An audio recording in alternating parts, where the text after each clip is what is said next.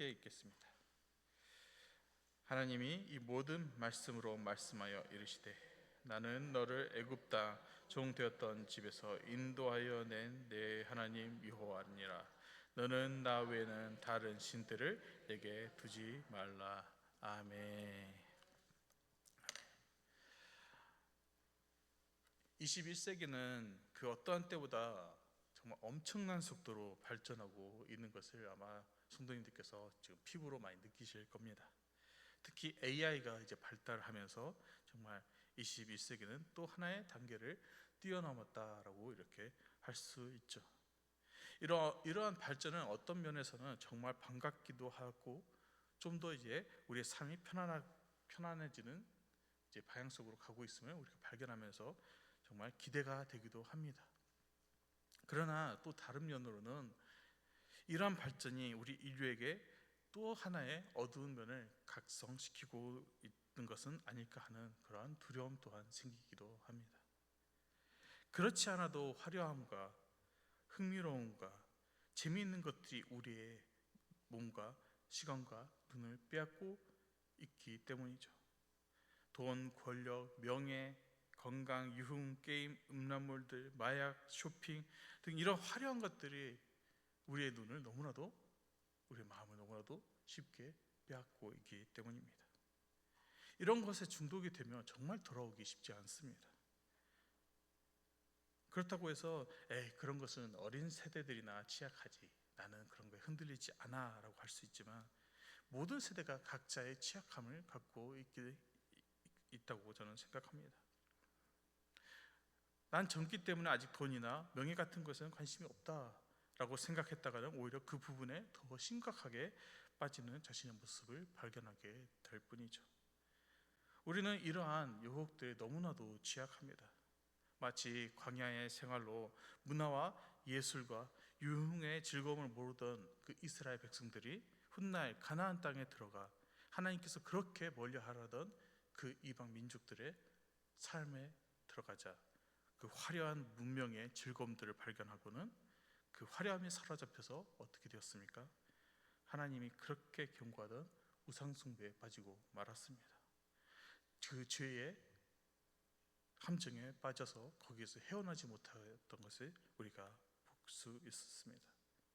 앞으로 인류는 더욱더 발전할 것이고 더욱더 강력하고 화려하고 중독성 있는 그런 유혹을 우리에게 계속해서 부릴 것입니다. 그렇기에 우리는 더욱더 우리의 마음을 말씀과 사랑으로 무장시켜야 하는 것이죠. 출애굽기 20장은 십계명으로 아주 유명한 본문이죠. 십계명 하면은 여러분들은 어떠한 마음이 바로 확 떠오르십니까? 저는 어렸을 때 십계명 하면은 고리타분한 율법, 지루한 이야기, 잔소리 이렇게 생각을 했습니다. 그런데 이제 점점 자라면서 신학을 공부하면서 또 많은 목사님들의 설교를 들으면서 십계명은 그런 평범한 율법이 아니었구나, 그냥 무거운 이야기가 아니었고 하나님의 엄청난 사랑과 질투가 담긴 그러한 메시지였구나라는 것을 제가 깨닫게 되었습니다. 이 말씀을 통해 다시 한번 나와 하나님의 관계를 점검해보고 내가 바라봐야 할 부분을 다시 한번 떠올려서 세상의 유혹에도 흔들리지 않는 그런 믿음을 확보하는 시간이 되었으면 합니다. 하나님께서는 애굽에서 빠져나와 광야로 나아가는 그 이스라엘 백성들을 이제 하나님만을 섬기는 그의 백성으로 만들어 가십니다. 그러기 위해 첫 번째 단계가 바로 신분의 회복이었죠. 노예로 있었던 그들을 해방시키고자 주님께서 그들을 이제 애굽의 땅에서 불러내고 계신 겁니다. 그렇게 하나님은 그들을 인도하시고 홍해를 가르시고 애굽의 병사들을 물리치시고 불과 구름의 기둥으로 그들을 인도하셨습니다. 보호하셨고 배가 고플 때는 그들에게 무엇을 주셨습니까? 만나와 메추라기를 주셨고 목이 마를 때마다 하나님은 그들에게 물을 공급하셨습니다. 이렇게 이스라엘 백성들 이 모든 것을 제공하시는 하나님께 그저 뭘 하면 됐습니까? 감사하며 예배를 드리면 되었죠. 하나님은 이스라엘 백성들에게 그들이 노예로 있을 때 너희 왜 나에게 예배를 드리지 않느냐, 왜 다른 신에게 숭배를 하느냐 하면서 그들을 다그치지 않았습니다. 오히려 하나님은 그들을 인도하시면서 너 힘들지, 너무나도 괴로웠지, 나를 예배할 여유도 없었겠구나, 배가 고프고 목마르다며 먹고 마셔라 하시면서 그들을 위로하시고 그들의 피로를 다 채워주시면서 그들을 인도하셨습니다. 이렇게만 보면 뭔가 하나님께서 이스라엘 백성들을 엄청나게 배려하셔서 그들이 예배를 드릴 수 있도록 엄청난 편의를 제공해 주시는 것 같다고 우리가 착각할 수 있습니다. 우리 또한 마찬가지죠. 그래서 그것을 실수로도 우리가 잘못해서 착각해서 하나님이 이렇게까지 도와주시는데, 이렇게까지 나에게 배려해 주시고 나에게 이러한 편의를 제공해 주시니까 예배 한번 좀 드려야겠다 해서 예배를 드린다면 그게 과연 옳은 행동일까요? 과연 이게 우리가 하나님을 올바르게 이해하고 있고 하나님과 올바른 관계를 맺고 있는 것일까요? 절대 아니죠. 하나님께서 우리에게 제발 좀 예배를 드려달라 이렇게 부탁하면서 이런저런 편의를 제공해 주시는 것일까요? 아니죠. 하나님께서 우리에게 와주셔서 나다나, 너 예배 드리기 위해서 뭐가 필요하냐? 시간이 안 맞아? 내가 시간을 옮겨줄까? 장소가 너무 멀어? 내가 너 집을 이사시켜줄까? 숙제가 밀렸어? 숙제를 도와줘? 회의를 가야 돼? 돈을 벌어야 돼? 학원을 가야 돼? 뭘 더 해결해 줄까 하면서 이렇게 주님께서 나에게 부탁을 하시는 것 같습니까? 이건 말도 안 되는 것이죠. 하나님은 이스라엘에게 그리고 우리에게 예배를 드릴 수 있는 여건을 하나하나 만들어 주시는 것이 아닙니다. 하나님은 지금 이스라엘에게, 우리에게 내가 어떤 하나님이신지를 지금 계속해서 보여주고 있는 것입니다.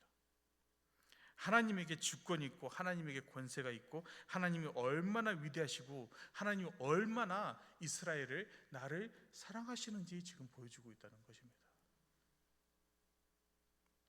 얼마나 사랑이 많으시고 얼마나 인내가 크신지를 나에게 계속해서 알려주려고 하고 이렇게 우리에게 보여주고 있다는 것입니다. 우리가 느끼기에 너무나도 좋고 편하고 즐거움을 제공해주고 위로가 되고 의지가 되는 모든 세상의 우상들이 실제로는 우리를 억압하고 있고 숨통을 죄어오고 있고 결정적으로는 우리가 환난이 닥쳤을 때 아무런 도움도 주지 못한다는 것을 하나님께서 우리에게 알려주고 있는 것입니다. 애굽이라는 엄청난 권세, 그때 당시만 해도 이스라엘의 입장에서는 절대 무너지지 않을 것 같은 그 권세를 하나님께서 어떻게 하셨습니까? 완전히 산산조각 내버리셨죠. 그 어떤 전쟁에도 승리할 것 같은 그 바로의 군대, 그 군대 또한 하나님의 손짓에 완전히 쓸려가 버렸습니다. 먹을 것과 마실 것에 대한 집착 또한 하나님께서 깨버리셨습니다. 하나님은 우리가 살면서 본의 아니게 신처럼 섬기고 있는 우리의 물질과 살아야 한다는 그 이기심과 본능까지 다 철저히 무너뜨리십니다. 그 이유가 무엇입니까? 내가 바로 하나님이다. 너희가 알아야 하고 섬겨야 할 유일한 그 하나님이 바로 나다. 나 여호와다라고 하나님께서 지금 외치고 계시는 겁니다. 그렇기 때문에 이 출애굽기 20장은요, 그냥 뜬금없이 갑자기 왜 십계명을 이렇게 갑자기 보여주시는 것일까라고 하는 것이 아니라 오히려 이 십계명을 알려주기 위해서 하나님은 출애굽을 일으키신 것이다라고 얘기할 수 있습니다. 십계명을 주시면서 하나님 드디어 본론을 꺼내시는 겁니다. 이렇게 말씀하시는 거죠. 내가 너희를 이것으로 인도한 이유는 너무나도 중요한 메시지를 전하기 위해서이다. 그러면서 하나님 드디어 본론으로 넘어가시는 거죠. 우리가 출애굽기 하면 가장 먼저 떠올리는 것은 무엇입니까? 모세 이야기. 대부분은 모세를 떠올리겠죠. 십계명을 가장 먼저 떠올리는 사람은 생각보다 많지 않을 것입니다. 그런데 아시지만 출애굽기의 핵심은 십계명입니다.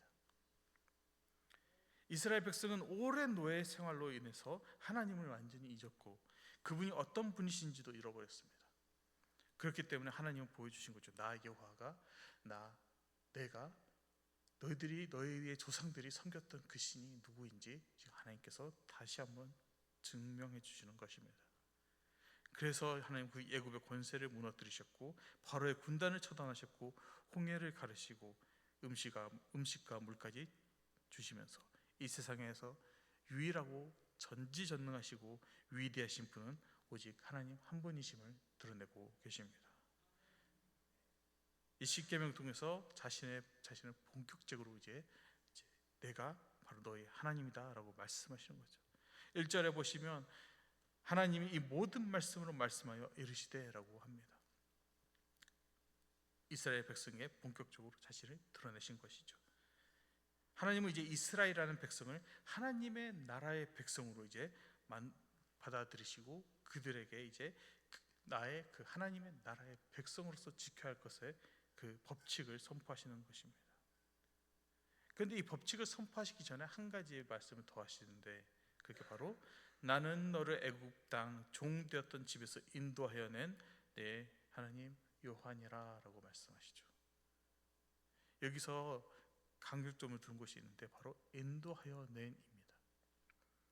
인도하여 낸이라고 했으면 완전히 이야기가 달라졌을 것입니다. 지금 이스라엘 백성들이 어디에 있죠? 애굽 땅입니까? 시내산에 있죠. 시내산에. 애굽에서 이미 벗어난 상태입니다. 그런데 만약 하나님이 이스라엘이 아직 애굽 땅에 있을 때 나타나셔서 십계명을 주시면서 나는 너를 애굽 땅 종 되었던 집에서 인도하여 낼 내 하나님 여호와니라라고 하셨다면, 그렇다면 이 십계명은 구원을 받을 수 있는 하나의 조건이 되었겠죠. 우리에게 주어진 엄청난 은혜가 아니라 우리가 피와 목숨을 대가로 지불해야 얻을 수 있는 그러한 것이 되었겠죠.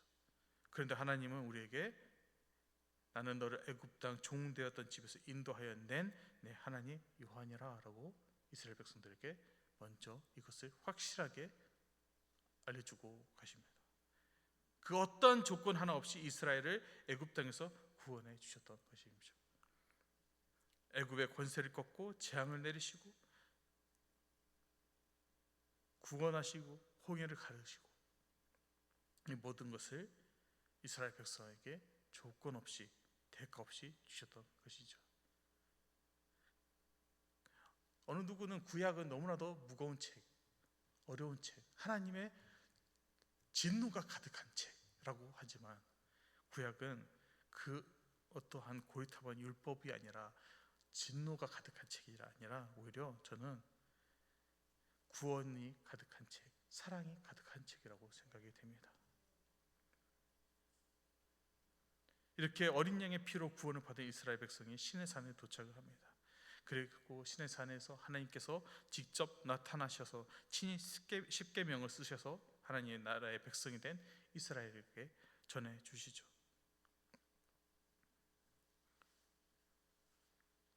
즉 이 십계명은 구원의 조건이 아니라는 것입니다. 이렇게 10가지를 지켜야 구원을 받을 것이다가 아니라 이제 너희는 구원을 받았으니 구원받은 하나님의 백성답게 자녀답게 살아야 한다라는 것을 알려주신 것입니다.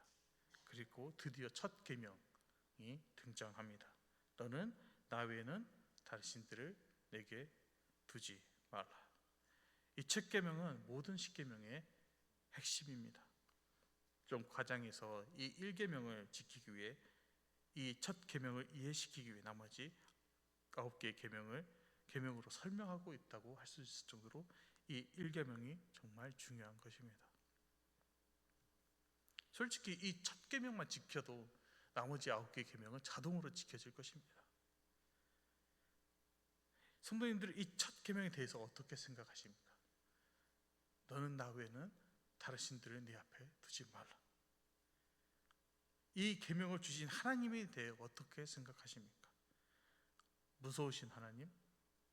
질투가 많으신 하나님? 아니면 사랑이 많으신 하나님? 하나님은 지금 이 첫 계명을 통해서 우리에게 아니면 나에게 이렇게 지금 말씀하시는 거죠. 너 이제 내 거야. 너 이제 나만 바라봐. 지금 하나님은 이스라엘 백성에게 이 계명을 주시면서 오직 너와 나, 나와 너, 이렇게 1대1의 관계를 맺기를 원하시는 것이죠. 인격적인 만남, 오직 하나님만으로 나를 채우는 그런 하나님과의 만남을 하나님께서는 지금 원하시고 계신다는 겁니다. 생각보다 로맨티시죠. 어느 한 드라마에, 제가 그 드라마가 제가 제목 기억이 안 나는데, 남주인공이 이렇게 여주인공의 손을 자기 심장에 딱 잡고는 대고는 뭐라고 합니까? 이 안에 너 있다. 마찬가지입니다. 하나님께서 이스라엘 백성의 손을 딱 잡고 자신 심장에 대시고는 뭐라고 하시는 겁니까? 이 안에 너 있다. 엄청난 사랑과 엄청난 질투심을 지금 하나님께서는 보여주고 계신 겁니다. 그렇게 이 남주인공과 여주인공이 그렇게 불타는 사랑으로 만났으면 서로만 바라보고 미래를 바라보고 같이 걸어가면 되는데, 문제가 생깁니다. 무슨 문제입니까? 한 놈이 다른 데로 눈을 돌리는 것이죠. 다른 한 사람이 다른 곳으로 눈을 돌리는 순간 문제가 터지기 시작합니다. 그런데 우리는 하루에 얼마나 많은 만남을 갖고 있습니까? 정말 수도 없죠. 솔직히 스마트폰 하나만 통해서 우리가 얼마나 많은 것들과 만남을 하고 있습니까? TV를 통해서도 만나고, 신문을 통해서, 인터넷, SNS, 컴퓨터, 수많은 매체들을 통해서 수많은 자들과 만나고 접촉을 하고 있습니다. 하루 10분 하나님의 말씀을 읽지 못해도 우리는 하루 10시간은 기본으로 핸드폰을 들고 삽니다. 예배는 못 드린다 해도 우리는 수시로 뉴스를 확인하고 주식을 체크하고 게임을 하고 놀고 먹고 마십니다. 그런데 이것들이 결국 다 누구를 위한 만남입니까? 다 나를 위한 만남이죠. 나와 나를 위한 만남, 나 자신을 위한 만남, 나의 유익을 위해, 나의 편안함을 위해, 나의 삶을 위해, 나의 욕망을 위해 성사되는 만남들입니다. 그 어디에도 나와 하나님과의 만남은 없습니다. 그래서 하나님은 이 3절 통해 우리에게 이 세상에서 가장 아름다운 만남을, 아름다운 관계를 우리에게 알려주시는 것이죠. 바로 나와 너의 만남. 하나님은 지금 우리에게 나는 네가 너의 유익을 위해 이용하고 사용하고 버리는 그러한 것이 아니다 라고 말씀하시는 겁니다. 네가 필요하다고 해서, 필요하다고 느껴져서 부르는 관계도 아니고, 네가 필요 없다고 해서 외면할 수 있는 그런 관계 또한 아니다 라고 말씀하시는 겁니다. 너와 나의 관계는 필요에 따라 성사되는 그런 관계가 아니라는 것이죠. 너와 나의 관계라는 것은 네가 없으면 나 또한 살 수 없는 그런 관계, 서로를 위해 목숨을 내어줄 수 있는 관계, 오직 서로만을 바라보는 그러한 인격적인 관계입니다. 그런데 우리는 과연 하나님과 그런 관계를 계속해서 지속하고 있습니까? 삶이 너무 힘들고 고달프고 죽을 것 같으면 하나님께 눈물을 흘리며 부르짖고 말씀을 붙들고 나아가다가 그 문제가 해결되는 순간, 어느 순간 또다시 시간이 흐르면서 내 마음속에 하나님이 사라지고 대신 내 삶에 왕이 없는 사사기의 시대로 돌아가게 되죠. 내 마음에 원하는 대로 수많은 우상들을 섬기고 살아갈 때가 있다는 것을 저는 가끔씩 발견하게 됩니다. 출애굽기 20장은 우리가 처음부터 쭉 끝까지 읽어보면 나, 너, 내가 이런 단어들로 가득 차 있습니다. 분명히 하나님은 창조주이시며 우리의 주인 되시고 왕 되시는 분이시죠. 그렇기 때문에 하나님은 왕 되신 분으로서 그 권력을 충분히 사용해서 우리를 찍어 누를 수도 있습니다. 하지만 하나님은 그러지 않으시고 1대1의 아주 깊고 친밀한 관계를 맺고자 우리에게 조용히 다가오십니다. 하나님과의 관계만 잘 유지하면 됩니다. 그러면 아무 문제가 없다고는 좀 할 수는 없겠지만 너무나도 아름답고 기쁘고 거룩한 하나님의 백성으로 살아갈 수 있는 것이죠. 그런데 우리가 하나님을 온전히 나와 너의 관계로 만나지 못할 때가 있습니다. 마치 우리가 만날 수 있는, 생각할 수 있는, 고려할 수 있는, 의지할 수 있는 수많은 것들 중에 하나로 하나님을, 그 중에 하나로 하나님을 그냥 세워놓고 만난다면 하나님은 당연히 분노하시겠죠. 내가 의지하는 그 돈과 명예와 물질과 건강과 권력과 성공과 유흥 중에 하나가 하나님이라면 그걸 과연 하나님께서 인정하시고 받아들이시겠냐는 겁니다. 반대로 생각해봐도 마찬가지겠죠. 내가 너무나도 사랑하는 사람이 있는데 그 사람과 평생을 함께하기로 약속했는데 상대방이 나를 그냥 자신의 필요와 욕망을 채워주는 것들 중에 하나로 여기고 다가온다면 그 관계가 과연 기쁘겠습니까? 나 안 해, 나 이런 관계 필요 없어 하고 단번에 잘라내겠죠. 그래서 하나님 이스라엘을, 우리를 구원하시면서 이렇게 선포하신 겁니다. 내가 너를 구원한 하나님이다. 저 절망의 구렁에 빠져서 허우적거리고 죽음이 이미 선고된 너에게 큰 대가를 치르고 구원한 자가 바로 나 여호와 하나님이다 라고 말씀하시는 겁니다.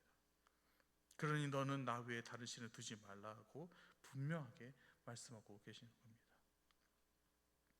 그렇기 때문에 너는 나 외에는 다른 신을 내게 두지 말라라는 이 말씀에 우리가 아멘으로 화답한다는 것은 정말 엄청난 그 믿음의 고백이기도 합니다. 그런데 내가 섣불리 이 성경 말씀에 아멘으로 화답하지 못할 때가 있다면 그때는 긴급하게 무릎을 꿇고 내 안에 있는 그것을, 이 고백을 하는데 방해하는 우상들이 무엇이 있는지 점검을 하고 하나님 앞에 회개하며 나아가야 하는 것이죠. 이전에 러시아에서 선교를 할 때, 부모님과 함께 선교할 때 한 교회, 다른 교회, 이제 연합하는 교회 목사님이 청년들에게 이런 이야기를 해줬습니다. 한 청년이 너무나도 사랑하는 여자친구에게 프로포즈를 하기 위해서 화려한 꽃다발을 들고 여자친구를 향해서 걸어길을 떠납니다. 한번 상상해 보십시오. 성도님들이 가장 좋아하는 꽃으로 가득 차 있는 그 꽃다발을, 이제 그 청년 꽃다발을 들고 자신의 여인을 향해서 걸어갑니다. 그런데 걸어가는 그 길 가운데 갑자기 어느 가게가 나타납니다. 그리고 그 가게는 이런 글이 써 있습니다. 꽃 한 송이를 주시면 당신의 재정의 걱정을 덜어드리겠습니다. 그 청년은 너무나도 기분이 좋아서 들어가서 꽃 한 송이인데 이렇게 수많은 꽃들 중에서 꽃 한 송이 정도 괜찮겠지 하면서 꽃 한 송이를 그 가게 주인에게 줍니다. 그러자마자 이제 가게 주인은 그 청년의 재정적인 부분을 완전히 상담해주고 도와주고 그 걱정들을 전부 다 해소해줍니다. 그런데 청년이 그렇게 감사합니다 하면서 나가려 하자, 하지만 당신이 이 가게를 나가는 순간 저는 당신을 더 이상 도와드릴 수 없습니다 라고 얘기하죠. 그래도 자신은 그 여인을 사랑하기에 어쩔 수 없이 그 길을 떠나죠. 그렇게 그 꽃 한 송이를 읽고 재정의 걱정이 사라진 사라진 한 송이의 자리를 차지하게 됩니다. 그리고 그 빈자리를 볼 때마다 그 청년의 마음에 뭐가 있습니까? 그 가게가 떠오르기 시작하는 거죠. 그렇게 근심이 생기면서 그 길을 다시 갑니다. 또 길을 걷다가 다른 가게를 보게 됩니다. 꽃 한 송이를 주시면 최고의 권력을 드리겠습니다. 그 가게 유혹에 빠져서 한 송이를 바치고 또다시 빈손으로 나와 길을 떠나고, 이렇게 반복해서 여러 가게들을 만나고 돌아다닙니다. 그리고 그 청소년의 손은 화려한 꽃다발이 아닌 걱정과 근심과 낙심으로 가득 찬 너무나도 볼품없는 모습만 남고 말았습니다. 과연 그 꽃다발을 이 청년은 자신의 여인에게 가져다가 바칠 수 있을까요? 이렇게 얘기하고 목사님은 설교를 마치셨죠. 결말을 알려주지 않으셨습니다. 우리의 신앙의 삶 또한 이와 다르지 않죠. 왜 우리가 신앙의 순결을 지켜야 할까요? 왜 우리는 거룩함을 지켜야 할까요? 왜 우리는 우상 숭배를 하지 않아야 하는 것일까요? 답은 너무나도 당연합니다. 답은 정해져 있죠. 우리는 하나님의 신부입니다. 하나님께서 자신의 하나뿐인 아들을 피의 대가로 치르시고 구원한 자녀이기 때문입니다. 그 하나님이 저희에게 오셔서 나는 너와 나의 1대1의 인격적인 관계를 맺고 싶다. 그러니 너는 나뿐만 바라보고 나도 너만 바라보겠다라고 말씀하시는 거죠. 오직 예수님 한 분만을 사랑해야 하고 오직 성령님 한 분만의 음성에 우리는 귀를 기울여야 하는 것입니다. 세상은 우리에게 끊임없이 속삭일 것입니다. 끊임없이 유혹할 것입니다. 세상은 우리에게 하나님을 보려고 하지 않습니다. 그냥 하나님도 수많은 것들 중에 하나야 라고 얘기합니다. 그러한 나와 나의 관계를 세상이 요구해도 하나님의 사랑을 우리는 계속해서 떠올리며 그리스도의 십자가를 묵상하고 성령님의 인도하심에 따라가 나와 너의 관계를 굳건히 지키시기를 간절히 소망합니다. 아까 꽃다발을 든 청년의 이야기 이어본다면 화려한 꽃다발을 들고 나섰지만 결국 허무함만 남은 빈 꽃다발을 보고 그의 여인이 어떤 결정을 내렸을지는 저희는 알 수 없습니다. 하지만 그 여인의 자리에 예수 그리스도께서 서 계신다면 예수님은 어떻게 하셨을까요? 비록 우리가 이리 치이고 저리 치여서 불품없는 꽃다발만 남기고 돌아왔다 해도 결국 예수님께서는 그래도 돌아온 우리에게 세상 환한 미소를 지으시면서 사랑으로 반겨주실 것입니다. 우리를 위해 자신을 온전히 내어주신 그리스도의 십자가 사랑을 우리가 깊이 묵상하면서 마음이 흔들릴 때마다 십자가를 우리가 떠올리면서 우리의 흔들리는 마음을 다시 붙잡고 세상의 유혹에 흔들리지 않고 세상의 복음의 통로로 우뚝 서시는 성도님들이 되시길 간절히 소망합니다. 이 시간 함께 기도하며 나아가겠습니다. 우리의 삶과 마음에는 정말 수많은 우상들로 가득 채일 때가 많습니다. 그러나 이제 하나님의 말씀 앞에 우리는 섰습니다. 너는 나 외에는 다른 신들을 내게 두지 말라는 이 말씀처럼 모든 우상들을 다 내려놓고 오직 주님 한 분만을 바라보기 원합니다. 나와 너라는 그 아름다운 관계를 맺기를 원하시는 그 하나님, 오직 하나님 한 분만을 내가 사랑하겠다고 우리 함께 이 시간 결단하며 우리 주여 세 번 외치며 기도하며 나아가도록 하겠습니다. 주여, 주여. 사랑의 하나님 아버지 감사드립니다. 이 시간 우리의 마음을